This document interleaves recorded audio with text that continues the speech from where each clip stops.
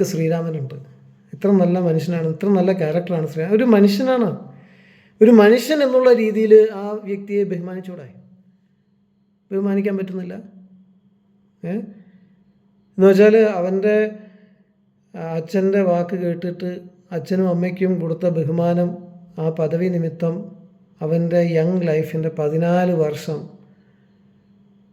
ഒരു എല്ലാ പദവികളും ഉപേക്ഷിച്ചിട്ട്, നമ്മൾ ഈ സെർവൻറ്റ് ലീഡർഷിപ്പൊക്കെ പഠിപ്പിക്കുന്ന ആളുകളുണ്ടല്ലോ, അവർ ശ്രദ്ധിച്ച് കേൾക്കണം. രാജാവാകേണ്ടവനാ, രാജാവാകാതെ ആ രാജപദവി വരെ ഉപേക്ഷിച്ചിട്ട് അവിടെ നിന്ന് പോയി എന്താണോ അവൻ്റെ അപ്പനും അമ്മയും ആഗ്രഹിച്ചത്, വനവാസം, അത് സ്വീകരിക്കാൻ തയ്യാറായി. വനവാസത്തിൽ അവൻ്റെ ഭാര്യയും പോയി. ആ ഭാര്യ നഷ്ടപ്പെട്ടു. ആ ഭാര്യയെ വീണ്ടും എടുക്കാനായിട്ട് നോക്കുമ്പോഴും ആ ഭാര്യയെ കൊണ്ടുപോയ ദുഷ്ടൻ, ആ ദുഷ്ടനായ രാവണനെ വരെ കൊല്ലണോ വേണ്ടയോ എന്ന് ദൈവത്തോട് ആലോചന ചോദിക്കുന്ന ഒരു മനുഷ്യൻ. നിങ്ങൾ ചോദിക്കുക, ആ ദുഷ്ടനെ കൊല്ലണോ എന്ന് വേണ്ടയോ എന്ന് ദൈവത്തിൻ്റെ സന്നിധിയിൽ നമുക്കൊന്നിരുന്ന് പ്രാർത്ഥിക്കാം. ആ ഭാര്യയെ തിരിച്ചു കിട്ടാൻ വേണ്ടിയിട്ട് ഉണ്ടോ?